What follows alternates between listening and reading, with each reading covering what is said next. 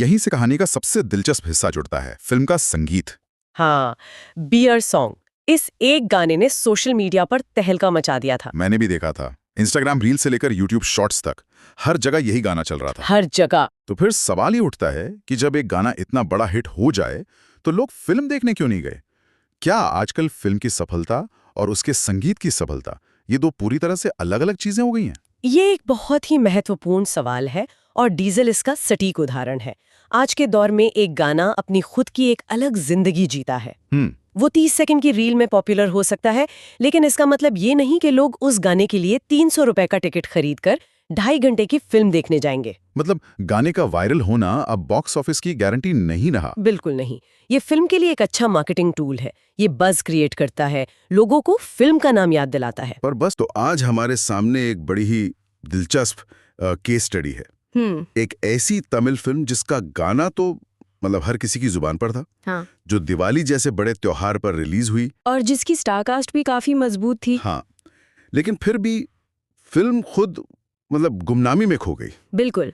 चलिए डीजल नाम की इस फिल्म के पूरे मामले की आज चीरफाड़ करते हैं। बिल्कुल, ये एक परफेक्ट उदाहरण है ये समझने के लिए कि आज के दौर में एक फिल्म को हिट कराने के लिए सिर्फ अच्छा गाना या त्योहार पर रिलीज होना ही काफी क्यों नहीं है।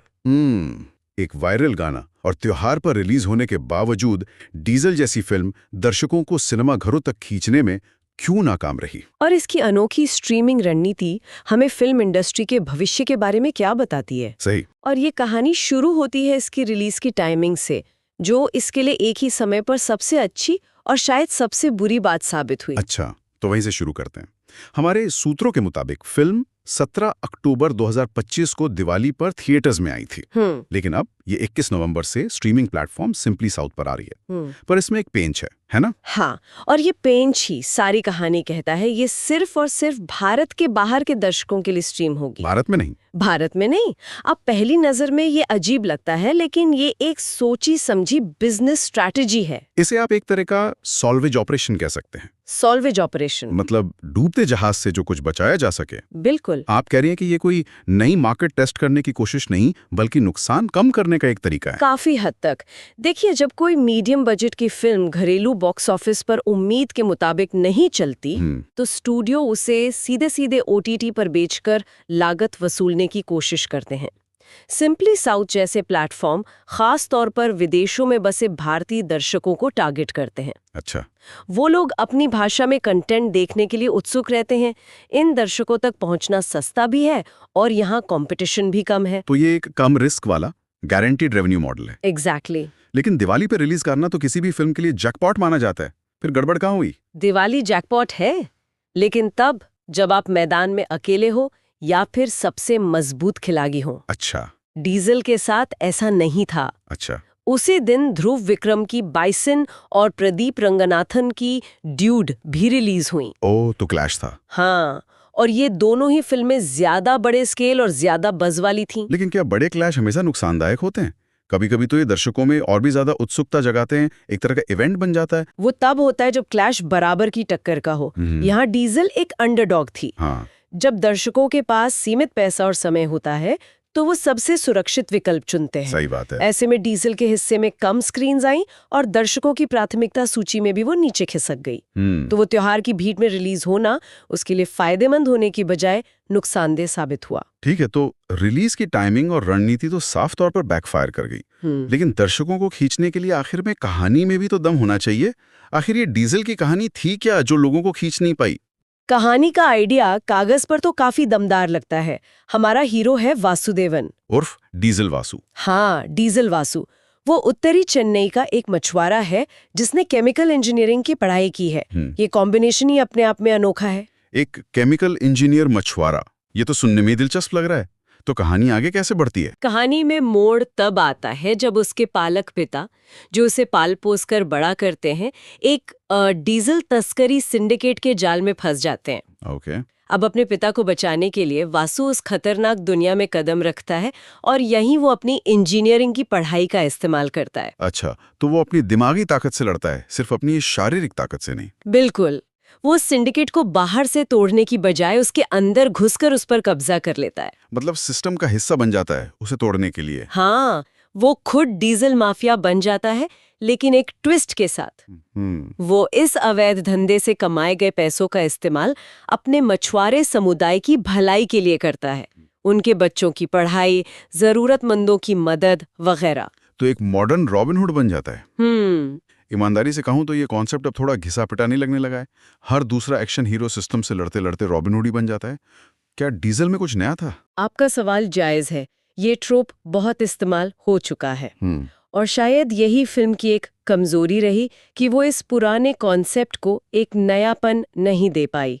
कहानी एक भ्रष्ट पुलिस ऑफिसर और दूसरे तस्करों के साथ चूहे बिल्ली के खेल में बदल जाती है। टिपिकल।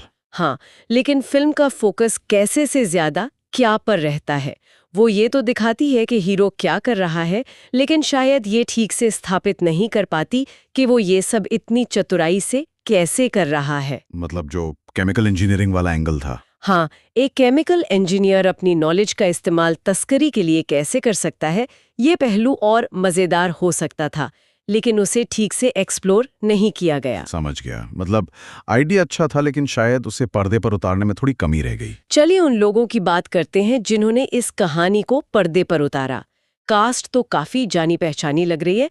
हरीश कल्याण मुख्य भूमिका में है। ये रवि और सबसे अहम पी साई कुमार, विनय राय और सचिन खेड़ेकर जैसे दिग्गज कलाकार भी हैं। विनय राय तो बहुत अच्छे विलन बनते हैं। हाँ, उनको हमने डॉक्टर और एथर गुम्बम थुनिंदवन जैसी फिल्मों में विलन के दमदार किरदारों में देखा है। उनकी मौजूदगी फिल्म में एक वजन लाती है। और पर्दे के पीछे की टीम भी मजबूत है। डायरेक्टर हैं शनमुगम मुथुसामी और संगीत दिया है धीबू निनन थॉमस ने, जो कणा जैसी फिल्म के संगीत के लिए जाने जाते हैं। हाँ, और यहीं से कहानी का सबसे दिलचस्प हिस्सा जुड़ता है, फिल्म का संगीत। हाँ, बियर सॉन्ग।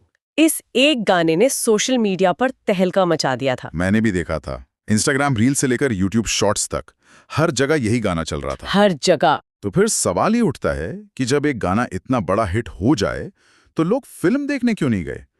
क्या आजकल फिल्म की सफलता और उसके संगीत की सफलता, ये दो पूरी तरह से अलग-अलग चीजें हो गई हैं? ये एक बहुत ही महत्वपूर्ण सवाल है और डीजल इसका सटीक उदाहरण है। आज के दौर में एक गाना अपनी खुद की एक अलग जिंदगी जीता है। वो 30 सेकंड की रील में पॉपुलर हो सकता है, लेकिन इसका मतलब ये नहीं कि लोग उस गाने के लिए 300 रुपए का टिकट खरीदकर 2.5 घंटे की फिल्म देखने जाएंगे। मतलब गाने का वायरल होना अब बॉक्स ऑफिस की गारंटी नहीं रहा। बिल्कुल नहीं। ये फिल्म के लिए एक अच्छा मार्केटिंग टूल है। ये बज़ क्रिएट करता है, लोगों को फिल्म का नाम याद दिलाता है। पर बस उतना ही? हाँ, आखिर में दर्शक फिल्म का ट्रेलर, उसकी कहानी का वादा और उसके रिव्यूज देखकर ही थिएटर जाते हैं। अगर ट्रेलर में दम नहीं है या फिल्म को लेकर ओवरऑल फीलिंग पॉजिटिव नहीं है, तो एक हिट गाना उसे बचा नहीं सकता। तो बियर सॉन्ग के मामले में भी यही हुआ, गाना हिट हुआ, फिल्म नहीं। एग्जैक्टली। तो एक मुश्किल रिलीज डेट, एक कह सकते हैं घिसी पिटी कहानी और एक वायरल गाना जो फिल्म को बचा नहीं सका, ये सब हमें फिल्म के प्रदर्शन और उसकी समीक्षाओं तक ले आता है। तो आखिर में हुआ क्या? जैसा कि उम्मीद थी, फिल्म को आलोचकों और दर्शकों दोनों से मिली-जुली से लेकर नकारात्मक समीक्षाएं मिली। ज्यादातर लोगों का यही कहना था कि कहानी में कुछ भी नया नहीं है और स्क्रीन प्ले कमजोर है। हरीश कल्याण की कोशिश की तारीफ हुई, लेकिन एक कमजोर कहानी के बूते वो अकेले फिल्म को नहीं संभाल सकते थे। और यहीं पर वो अंतर्राष्ट्रीय OTT रिलीज वाली बात फिर से जुड़ जाती है ना? बिल्कुल। अब सारी कड़ियां जुड़ रही हैं।